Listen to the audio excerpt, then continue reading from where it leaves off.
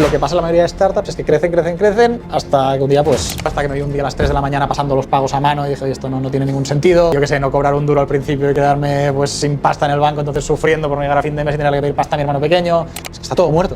O sea, nos quedamos con el 1% que lo petan, pero en general, o sea, es un sector donde la mortalidad es altísima y la probabilidad es que acabes cerrando. O sea, llega un momento allí que hago el ejercicio de, vale, si yo quiero salirme de aquí, tengo que dejarlo todo atado, entonces digo, vale, ¿cómo lo hago para no trabajar?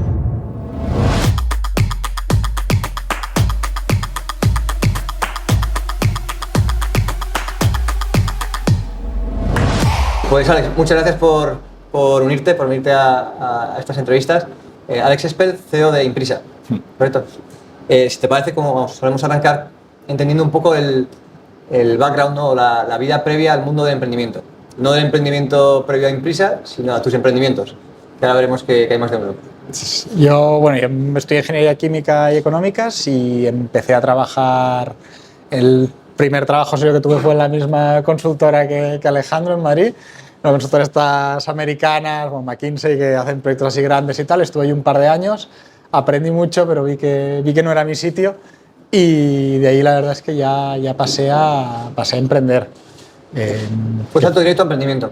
Sí, bueno, estuve un impasse corto de freelance o así para ahorrar algo más puramente económico, pues saliendo de aquí si te pones de freelance pues te ganas bien la vida, entonces era una manera de ahorrar y tener un poco de colchón para el futuro, pero sí, yo de trabajo previo creo que 2-3 años.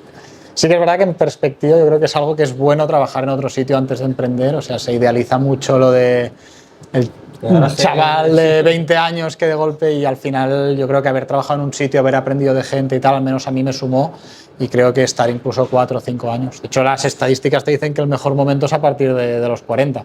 Así que, yo siempre digo que hay que tener cuidado, que tienes niños pequeños o a veces tienes y se complica. Sí. Entonces, ahí lo que haces es montar eso que muchas veces ponemos en contraste desde primeros, una startup, ¿no?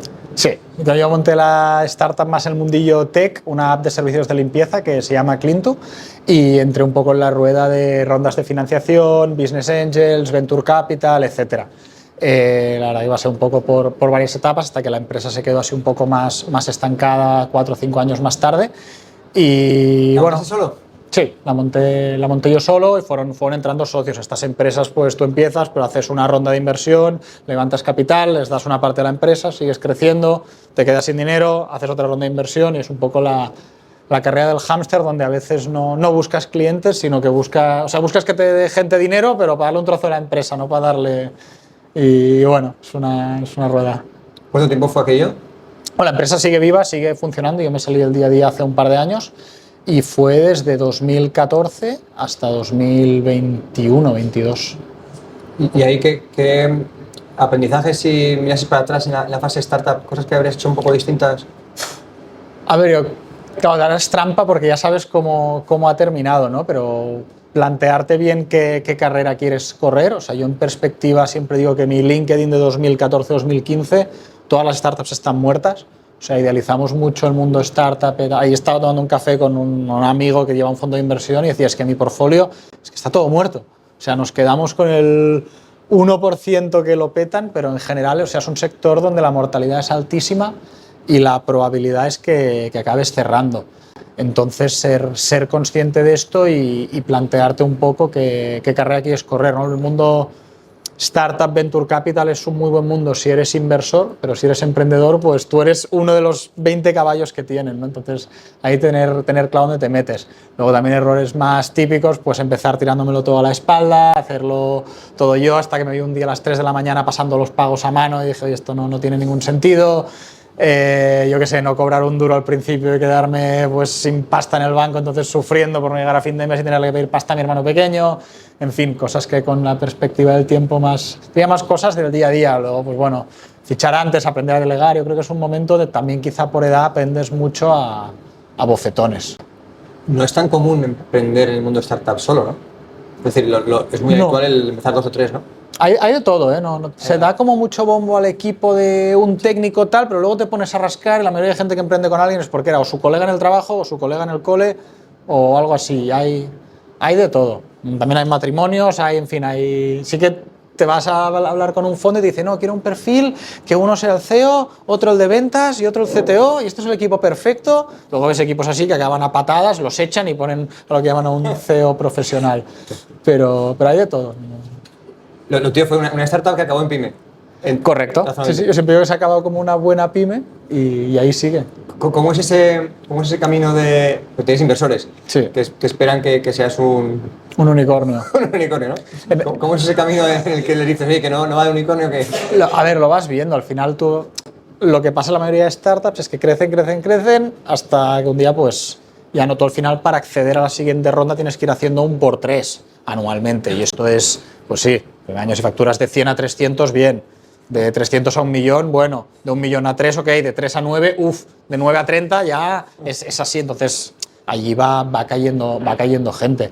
Entonces, pues bueno, los socios lo van viendo. Al final, nosotros no nos hemos quedado en la parte unicornio, tampoco en la parte que ha cerrado, con lo que todavía tiene una expectativa de poder obtener algún retorno. En teoría, el inversor que se mete aquí no siempre pasa, pero es un inversor que se supone que sabe que está en un sitio donde el 80-90% de sus inversiones acabarán a cero. De ahí a que en el 10-20% que les va bien busquen retornos muy elevados. Luego hay quien te cuenta que la industria de las startups destruye dinero, que miras el capital que entra y el que sale y se pierde por el camino. Entonces, bueno, está en duda que sea una industria generadora de valor.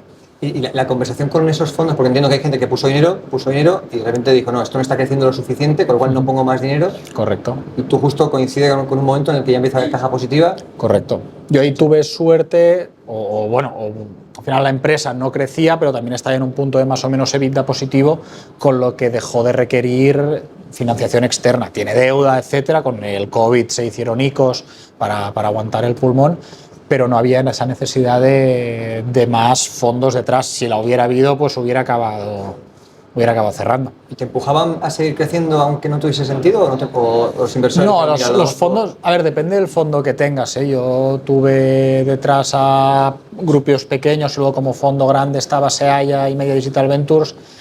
Y te diría que los fondos más grandes son los que tienen más claro el partido al que juegan porque lo ven cada día. Quizá el que lo tiene menos claro es el que ha hecho una inversión más pequeña que, entre comillas, solo eran 50.000 euros, pero para él esos 50.000 euros son mucho dinero y eso lo lleva mal. En cambio, el fondo que igual ha puesto 1 millón de euros es un fondo que ya tiene muy claro el partido al que juega, entonces no es tan crítico en eso. ¿Y a día de hoy siguen todos tienen equity? Sí.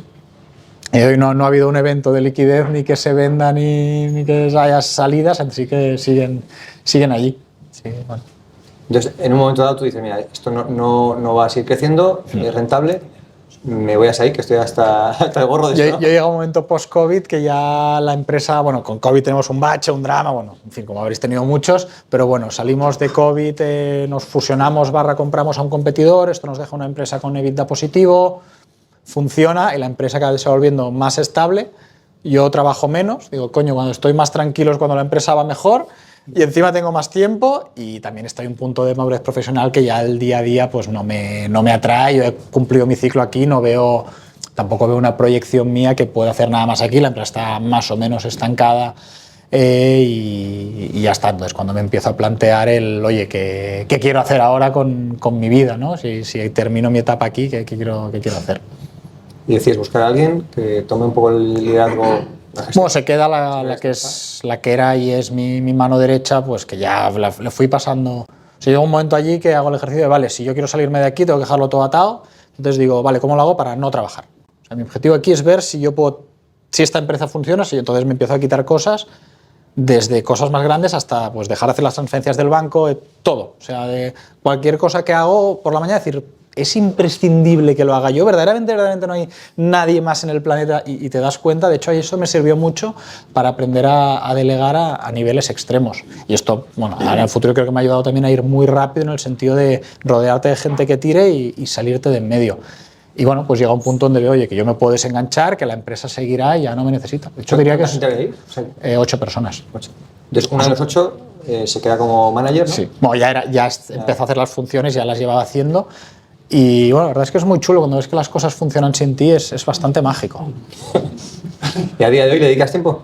A día de hoy ya poco tiempo. Hay meses que más o menos, pero no está en mi core. Sí que hacemos pues una reunión trimestral con socios y hombre, sí que voy hablando pues en el día a día con algunos del equipo, pero no es algo que me quite mucho tiempo. ¿Los fondos que pintan ahí ahora mismo?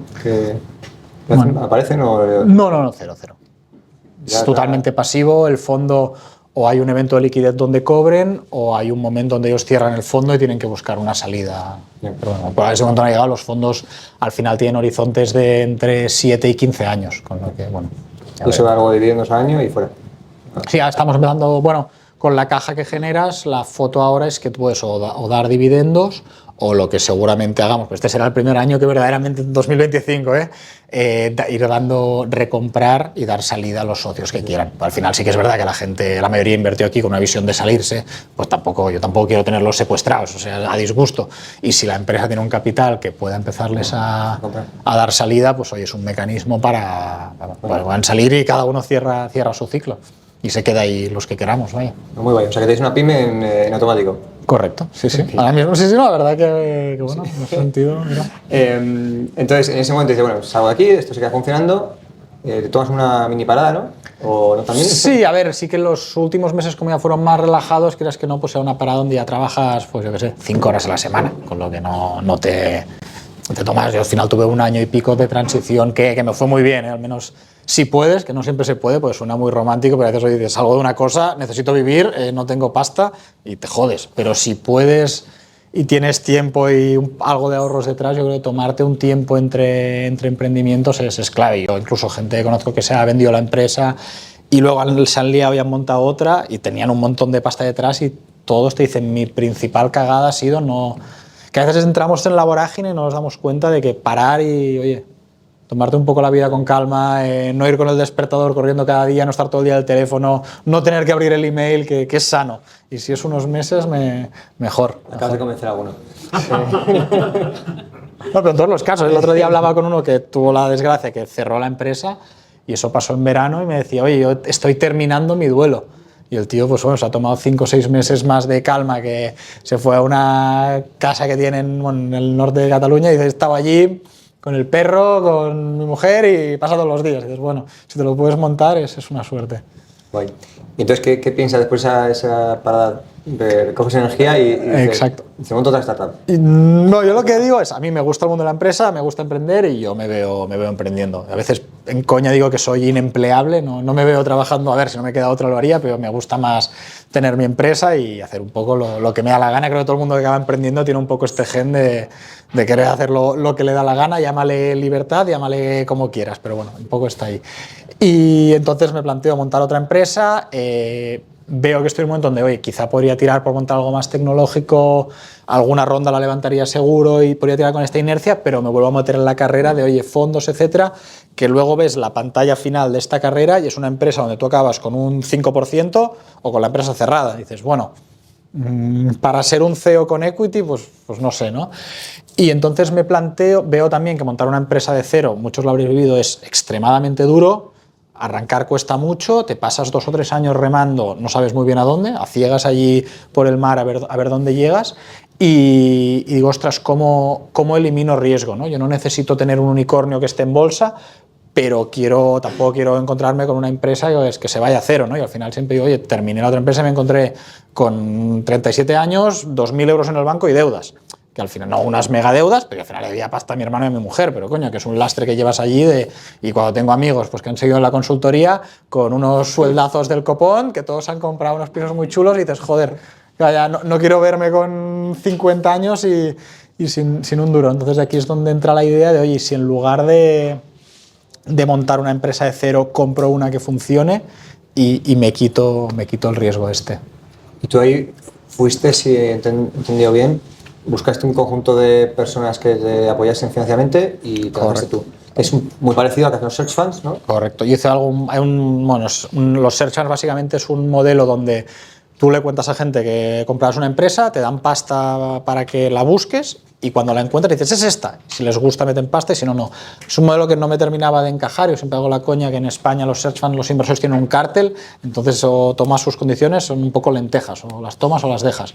Y yo lo hice más por mi cuenta, es decir, yo busqué primero una oportunidad más bueno, a tiempo parcial. También yo tiré mucho de intermediarios que ya me daban, o sea, un search fund busca empresas muy muy perfectas y las terminan encontrando, pero buscan joyitas que no están en venta, etcétera. Yo buscaba empresas que al final, como un piso, tú quieres un piso, se lo das a un inmobiliario, pues te quieres vender la empresa, se lo das a un broker. Y yo me iba a los brokers estos, oye, ¿qué empresas están en venta? Y de allí, pues bueno, fui analizando oportunidades hasta que encontré pues una que me gustó. Entonces, cuando encontré la empresa que me gustaba, estructuré un poco lo que podía ser el deal de compra y entonces levanté capital de inversores que les pudiera entrar aquí, ya buscando una empresa que generara caja, que haya beneficios y que no requiriera las sucesivas ampliaciones. Nosotros el dinero que podamos necesitar es más deuda o financiación bancaria pues para o el corto o el largo, depende, pero no somos una empresa que necesite pasar por el de esto de rondas, crecimiento, sino que si crece pues será orgánicamente. ¿Qué requisitos tenías en tu cabeza a la hora de buscar empresas? Yo buscaba una empresa que tuviera al menos entre medio millón y 1 millón de euros de EBITDA. O sea, el mundo de las compras de empresas, si te vas de 10 millones hasta arriba de beneficio, te las compran o fondos o competidores, ahí hay mucho mercado. Entre 10 y 2 millones de beneficio también hay fondos, hay profesionales que se dedican a esto y son empresas con mucha estructura, equipos, entonces puede venir un comprador con mucha pasta, se la compra, pero tiene un equipo debajo, él hace un consejo cada mes y hay quien la lleve. A la que empiezas a bajar de los 2 millones, 1 millón de beneficio, el horizonte de compradores se empieza a secar, ya no hay tanta gente que te compre la empresa. Entonces yo me quedé entre el medio millón y 1 millón. Bueno, la información que os comparto aquí es la información que sale en el registro mercantil si buscáis los CIFs. La que no sale mucha no os la puedo compartir porque hay acuerdos de confidencialidad e historias. Si no os la compartiría porque con los números soy muy abierto. Pero bueno, he buscado empresas entre medio millón y 1 millón de EBITDA, que es un sector donde se convierten en empresas más difíciles de vender. Yo empecé a mirar por el mundo software porque es un poco del que venía, pero mi aprendizaje allí fue cuando a una empresa tú le pones el sufijo tech, vale más dinero. Cosa que es la leche si es tuya y te la quieres vender, pero si la quieres comprar no, pues te sale más cara. Entonces vi que tenemos ahora mismo un problema de relevo generacional, hay un montón de pymes que se montaron en los 80, en los 90, que el dueño se ha ido haciendo mayor, ha hecho patrimonio, pero tiene una empresa que le da dinero y no tiene quien se la quede y no sabe qué narices hacer. Entonces vi que en el mundo industrial tú te cogías una cuenta de resultados de software y una industrial, esta vale el triple, pero esta da más pasta. Y dices, a ver, a mí trabajar en un polígono y con electricistas no me importa, no tendré una oficina chula con una piscina de bolas, pero tener una empresa que da más dinero y, oye, pues gente que con las manos sucias y tal, pero que... ¿Y cómo fue? ¿Fue la primera que analizaste en profundidad? ¿Hiciste 5 due diligence y te salió...?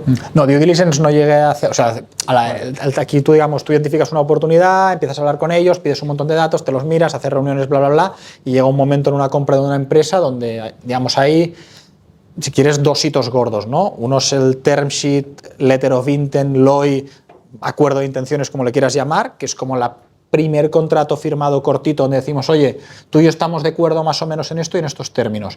Luego hay un plazo de due diligence o auditoría, que es donde tú, si yo te compro la empresa a ti... Ese primer documento, perdona, ¿en qué medida es binding? ¿En qué medida? No es vinculante. No es vinculante, o sea, lo único vinculante de este documento es que normalmente al que vende le pides que en un tiempo X, que suelen ser entre 2 y 6 meses, no puede hablar con otros compradores. Yo en la fase previa sí que miré muchos, pero term sheet solo firmé con uno. A la que te llegas aquí, esto empieza a correr el contador de los abogados y a 150 euros la hora el contador sube rápido. Entonces, a ver, o tienes mucho pulmón detrás o tampoco te puedes liar a hacer 5 due diligence porque te ha costado la fiesta 100.000 euros. Entonces, no tenía los recursos para hacer esto. Entonces, yo sí que intenté hablar con varias, pero luego ya había un acuerdo con una y fue a lo que llegué. ¿Ya tienes inversores o no? Yo empecé a hablar con inversores cuando vi que podía haber un potencial de acuerdo. Al final tú empiezas a hablar, negocias y cuando más o menos llegas a un acuerdo, ahí lo pasas en un email y luego empiezas a hablar con abogados que lo empiezan a complicar todo, pero que es necesario. Me he gastado mucho dinero en abogados y los quiero mucho, si hay algún abogado en la sala. Y están ahí cuando los necesitas, que luego a veces también los necesitas. Y entonces... ahí sí que al firmar solo firmé con una. La due diligence está la parte pues, legal, está la parte contable. ¿Llegaste a meterte en la parte operativa? Poco, me debería haber... Es difícil meterte... A la due diligence al final el vendedor te abre las puertas de su casa con la promesa de que si te gusta le comprarás, ¿no? Pero ahí es un proceso donde hay recelo, claro, tú... cosas complicadas, ¿no? A mí que me gustaría, pues sentarme y entrevistar a todos los empleados y hacer una reunión en privado con cada uno. Y el vendedor te dices, te voy a dejar yo sentarte todos a que rajen de mí y tal. Aparte hay gente que es recelosa, entonces... No, y que a lo mejor ellos no saben que está empresa Bueno, claro, luego aparte de los empleados no... De hecho, luego a posteriori los empleados de la empresa que yo compré lo que tenían miedo era de que el vendedor se jubilara y los mandara todos a paseo, ¿no? Pero al final tú tienes una empresa, ya has ahí 20 años trabajando y ves que tu jefe va cumpliendo años y dices, bueno, este señor igual un día se jubila, me pone patitas en la calle, me encuentro con 53 años, ha ido trabajando solo aquí sin curro y están cagados. Es decir, que suele ser una buena noticia, pero claro, son procesos muy secretos. De hecho, cuando tú te vendes una empresa, normalmente de tu empresa lo saben la dirección más alta y a veces ni eso, ¿no? Entonces la parte de entender cómo funciona es complicada, tienes que hacer muchos actos de fe. Sí que en la parte contable financiera, pues que son números, reportes, cuentas, pues hay presentaciones de impuestos, ahí tienes mucha información, ¿no? Pero al final le pides los IVAs, los impuestos de sociedades, los libros mayores, tal, y ya triangulas bastantes. Y la mejor due diligence, siempre lo digo, es los movimientos del banco. Y al final, oye, pásamelos, y ahí está todo. O sea, y ahí es donde entiendes de verdad cómo funciona la empresa. ¿Había elementos informales en los números? En esta industria no. Claro, analizando algunas empresas, me encuentro con frecuencia al propietario que me dice, no, pero en realidad esos números no son del todo así, yo doy más beneficio. Esto hay sectores donde pasa, en el nuestro ya no. Sí que era un sector donde hace 10, 15 años en la industria pues había más dinero fuera del circuito, a día de hoy, cero. O sea, o gastos que no corresponden. Ahí sí que te puedes... No, en este caso no, la verdad que no. Sí que es verdad que algunas de las empresas que miré, oye, pues tal, yo aquí, bueno, es que estoy pagando un alquiler que en el fondo pues es el alquiler de mi hija, pero ya lo arreglaré. O tengo en nómina a mi sobrina, pero es que yo quiero mucho a mi hermano. A ver, son cosas que en pymes pueden llegar a pasar. Alguna vez pasa, ¿no? Sí, pero llegado un momento de compra, pues tú pones como condiciones, oye, pues antes de salir esto, tú se ha identificado, lo arreglas antes y ya está, y si viene una futura contingencia vinculada a esto, pues tienes que asumirla. ¿Cómo hiciste con la parte comercial? Es decir, ¿hasta qué punto intentaste asegurarte de que los ingresos pasados eran representativos de los ingresos futuros? Ahí es más la parte del acto de fe. Claro, yo también compré una empresa que va por proyectos, que es un taller, entonces, la parte más mala de la empresa que compré es que no tiene unos contratos recurrentes firmados. Al final también es verdad que tú vas a comprar una empresa, te haces un listado de requerimientos así, entonces así no existe, porque si todo fuera tan perfecto, pues no, y al precio que yo quiero y que no existe, entonces tienes que renunciar a cosas. Yo en mi caso renuncié a contratos recurrentes. ¿Qué hace Imprisa? Perdona, para que tú... Vale. Claro, Imprisa es verdad, que os lo he contado algunos. Imprisa es una empresa que nos dedicamos a la fabricación de maquinaria de tratamiento de aguas. ¿Lo digo bien, Marina? De hecho, antes tienes que decir tratamiento de aguas. Y básicamente hacemos equipos llaves en mano para depuración de agua industrial o para ósmosis industrial. El equipo más barato que hacemos vale 10.000 euros. Es todo enfocado para industria. Tenemos un taller propio aquí en el Polígono Almeda, en Cornellá. Y bueno, un poco la gracia es que lo fabricamos todo en casa, son equipos a medida, todo es bajo pedido. Y bueno, creo que hacemos equipos bastante buenos, bastante premiums. Y la verdad, una cosa que he visto es que faltan talleres industriales, os diría casi en Europa, que nos hemos vuelto un continente muy de servicios, pero hay una carencia de operarios, de mecánicos, de electricistas, de soldadores. Y ahí es donde estamos. Yo cuando la compré, de hecho, pensaba que estábamos más en la parte de ingeniería, pero nuestro valor está más en la parte de taller, tener un equipo que, oye, venga alguien necesite que le fabriques algo y, oye, me ha llamado antes, oye, necesito un depósito, pero con una boca aquí, tal, ¿tú me lo puedes fabricar? Tira para adelante. Y ahí es donde... Hay poca gente que se meta, a día de hoy hay poca gente que le apetezca meterse. Sí, es menos sexy, pero bueno, oye, es necesario y son cosas que tampoco fabricas fuera, porque al final llevártelas quieres tener... También creo que estamos viviendo una cierta reindustrialización de Europa, cuando China era más... Fabrico allí y me lo traen en un container, pero ahora... ya no es tan más barato fabricártelo fuera, pierdes todo el control, hay cosas, luego si se te estropea, ¿qué haces? Plazos. Oye, aquí nosotros, hoy un cliente nos ha llamado que no le iba bien la ósmosis y una hora más tarde tenía un operario. Esto, pues según lo que, pues no puedes dar este servicio, ¿no? Entonces, de hecho, nuestra zona de influencia también es donde tenemos más clientes, es donde llegamos en 3 horas. Al final está muy bien, tenemos un cliente en Costa Rica, pero claro, no le puedes dar un servicio. No, y cada visita le cuesta un pastón, no tiene... ¿Aquí contra quién competís? Pues depende, nosotros estamos en 2 sectores, uno es tratamiento de superficies, que fabricamos máquinas para hacer recubrimientos metálicos, y otro es tratamiento de aguas. Tratamiento de superficies es un sector muy nicho, donde hay Es un mercado pequeño, pero hay 5 o 10 pymes en España que hagan esto, y tratamiento de aguas es al revés, es un mercado enorme donde tienes tropecientos competidores. Hay, bueno, ahí en la parte de fabricación más artesanal, depende de lo que estemos. En máquinas pequeñas, pues contra gente que hace producciones en serie; en máquinas grandes, pues ya casi contra ingenierías contratistas que tienen su equipo in-house. Tenemos competidores en diferentes lados, depende de dónde nos posicionemos. ¿Tú ves aquí una oportunidad para crecer vía adquisiciones? Es una opción. La verdad que es algo que no me había planteado y es algo que estoy ahora planteándome. Me falta tener la empresa un poco más sólida. 2024 fue un año de transición y 2025 será más tener la clase en orden y quizá plantearnos esto ahí. A ver, el mercado, sobre todo el del agua, es enorme y hay muchísimas cosas. No es algo que descarte, pero no he explorado todavía. Pero no, volviendo para atrás, estamos en la fase que nos hemos ido ya a 5 años. Sí. Estamos en fase de due diligence. ¿Cómo son esos pasos hasta la firma? Horribles. O sea, es una mierda, porque además dedicas un montón de recursos, no sabes si saldrá, una negociación lleva tensión, el que vende una pyme está vendiendo su vida, ¿no? Porque al final se ha tirado aquí 30 años, es mi bebé, mi vida. Claro, aquí ya se más un poco desconfiado, piensa que le vas a robar y tal. Es complicado, aparte es un proceso muy incierto, hay muchísima tensión. O sea, un deal se tiene que caer, o sea, un acuerdo se tiene que caer 5 veces antes de firmar. O sea, siempre tienes momentos donde esto se va a ir a la mierda seguro. Hay momentos en que te planteas, joder, lo debería haber dejado caer y quitarme el marrón. Es complicado. Una vez toda la negociación lleva tensión desde el principio, porque al final es una empresa donde una parte tiene toda la información, tú no tienes ninguna, pero quiere tu dinero, pero tú quieres más información, y es un buen cacao. Y la parte de due diligence, claro, una due diligence al final consiste en ir metiendo el dedo en la llaga, y esto por qué, y esto por qué, y esto no lo entiendo. Entonces lleva tensión. Termina siempre en un momento en que las dos partes tienen que hacer un pseudo acto de fe. Una de que tú le pagarás y no le dejarás colgado, y la otra de que no te ha engañado. Y sí que es verdad que la estadística te dice que más de la mitad de las compras acaban mal luego. Acaban mal post-compra. Post-compra porque una de las partes ha engañado, o uno no está contento, o se llevan mal, o un contrato importante que había no pasa, o le ha hecho, yo conozco casos de un tío pues que eran 3 socios y uno coge y le monta a su hijo la competencia de lo que ha vendido. Y estos son casos que pasan, o ya empiezan a llamar a tus clientes y te los quitan. Luego denúncialos y recupéralos, pues de aquí 5 años, desde lo más chungo que es esto hasta cosas más de, pues bueno, visiones distintos, o yo bien, no sé, pues hay tantas cosas que pueden ir mal. Respecto a tu pregunta, después de la due diligence es un proceso muy duro de ir indagando, que en paralelo haces un contrato que es como el anterior, pero con 10 veces más páginas. En lugar de tener 5 páginas, tiene 70, donde se regula todo lo que será el acuerdo de compra-venta. ¿Puedes compartir algo sobre el esquema de pago?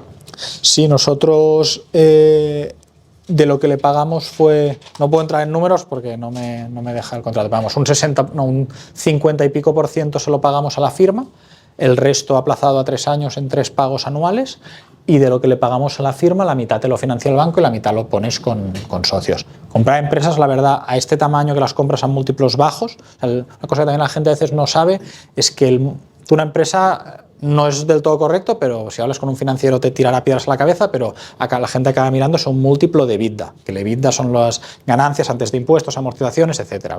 Entonces tú miras un múltiplo de esto. Una empresa muy grande, con las que veis en bolsa, pues se vende a 10-15 veces EBITDA, pero una pyme pequeña se vende a 2-3 veces EBITDA.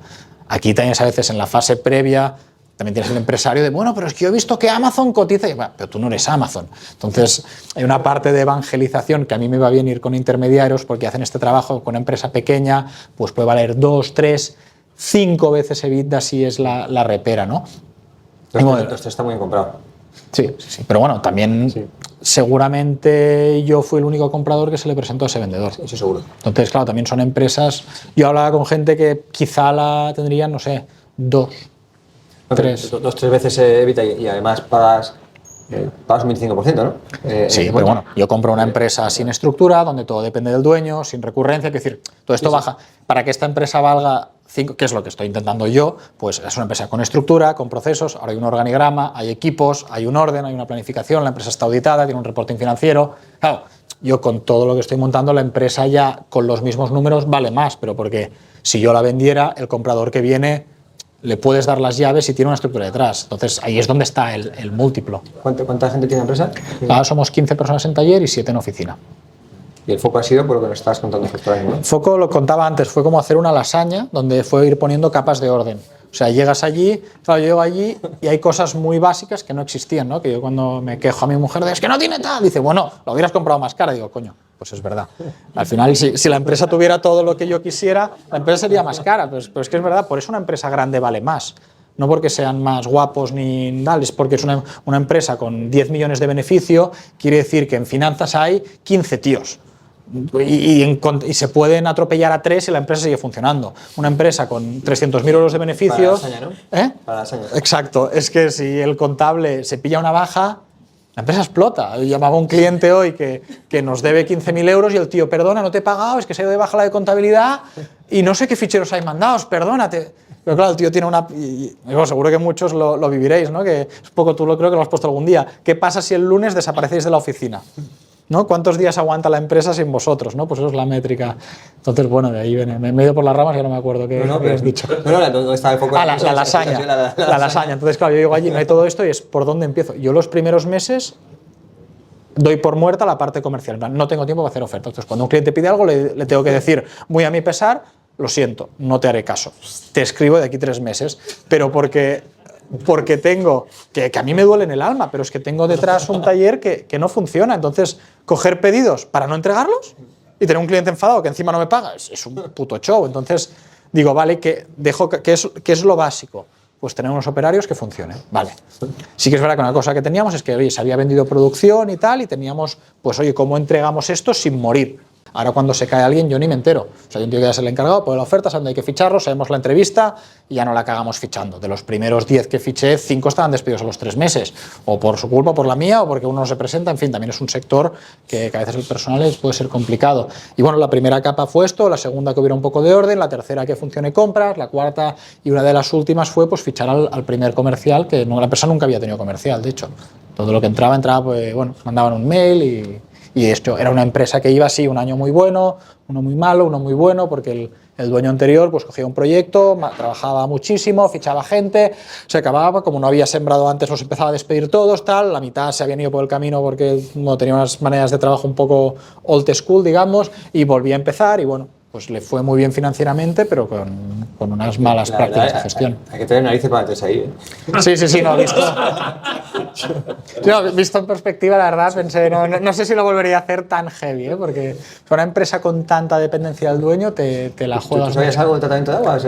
No, yo estoy en ingeniería química, bueno, sabía lo que era el pH y tal, pero no era. Pero al final aquí suena tópico, pero el no saber yo me obliga a rodearme de un equipo que sabe, a no meterme. A mí el dueño me decía, tendrás que aprender AutoCAD. Y yo, no voy a aprender AutoCAD. O sea, es que yo no me voy a instalar AutoCAD en el ordenador, te lo juro. Pero pillaré a alguien. Pero si yo estoy haciendo AutoCAD, esta empresa no va a funcionar. Porque es una cagada de concepto. O sea, yo tengo que tener un tío que sepa AutoCAD, pero yo nunca sé el mejor AutoCAD en mi vida. Aparte, no soy malo dibujando desde que tenía 3 años. O sea, mi hijo dibuja ya mejor que yo. Entonces, no tiene sentido. Busca a alguien que sepa. Entonces, mi rol aquí, como lo veía yo, es ir llenando cajitas. Y un poco lo que he hecho con la otra, salirme del día a día y que la empresa pueda funcionar, porque siempre digo que la magia, el día que te puedes salir del día a día, es que empiezas a ver a 6-12 meses, que esto es lo que he conseguido hacer después de 1 año y pico, que ahora empiezo a poder mirar a 3 meses vista. En parte de este proceso me contabas en algún momento que te habías traído un par de personas, ¿no? Sí, yo tuve la suerte de que en mi empresa anterior, pues al final tengo una segunda línea que había muchos años trabajando conmigo. Entonces, pues a una le he podido tener a caballo de las dos y también porque en esta primera estaban ya un poco más aburridos y querían hacer algo más y digo, no te vayas, tranquilo, yo te lo soluciono.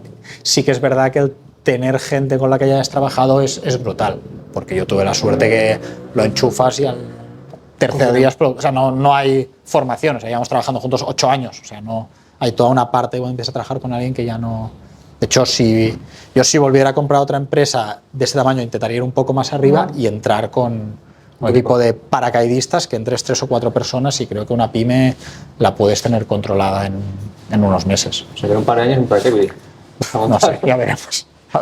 ¿Qué prioridades tienes ahora, a los próximos par de años? Ahora que la empresa funcione como un reloj suizo. O sea, yo creo que era una empresa ultra mega caótica. Un poco también las empresas acaban siendo el reflejo del dueño.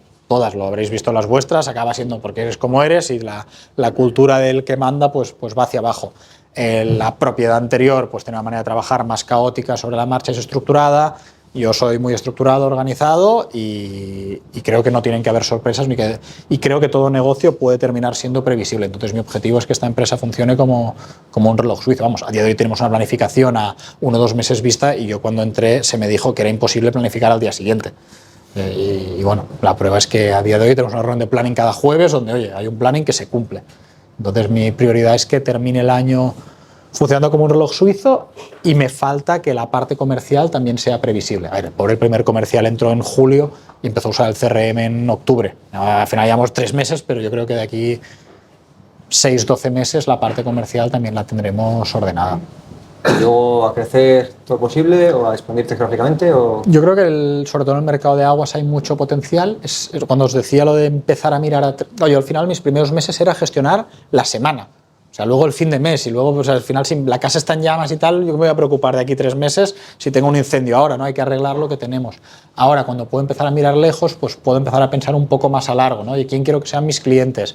¿Qué mercados quiero explorar? Dedicar tiempo a hacer ese desarrollo de negocio, ¿no? Pues oye, si yo quiero ir a, yo qué sé, hablar con ingenierías o con farmacéuticas o con lo que sea, pues si yo quiero que estos sean mis clientes de aquí a un año, tengo que empezar a hablar con ellos ahora. Pues nuestro proceso de venta son 6-12 meses, ¿no? Que me conozcan. Ahora no necesitan nada, pero de aquí. Entonces mi foco irá más quizá por la parte esta de más darnos a conocer y creo que hay oportunidad de crecimiento, sobre todo en el sector de tratamiento de aguas, porque es un mercado que está en expansión. Bueno, el agua está muy en el día a día, las industrias... Después de la agricultura, el principal consumidor de agua aquí es la industria, entonces la industria está muy obsesionada en cómo gasto menos agua, cómo contamino menos, en fin, creo que es un tema que es indiscutible. Entonces, ahí hay mucho potencial y la verdad es que desde proyectos pequeñitos, que en nuestro caso son 5.000 o 10.000 euros, hasta proyectos de algún millón que otro, podemos llegar allí. ¿Has pensado a 5 años dónde es? ¿Un poquito más allá?